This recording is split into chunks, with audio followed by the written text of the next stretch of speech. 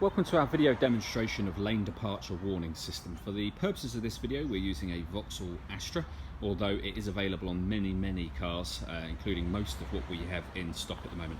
Firstly, I'm going to jump into the car while it's stationary and explain to you how the system works. Then we'll take it out for a drive and I'll show you in action. Okay, so we're now inside the Astra. Down on the centre console, there's a button for lane departure warning system. Turn that on and the system is now active. Now what will happen is when we drive along at motorway speed, which you'll see when we're driving, there'll be a green symbol appear down here.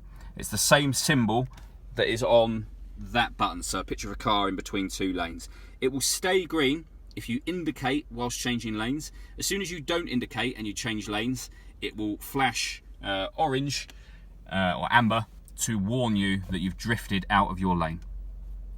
Right, so now that we're on the open road, I'm going to ask my colleague to indicate and move out one lane so that you can see that nothing will change with regards to the warning on the steering wheel. It will all remain green.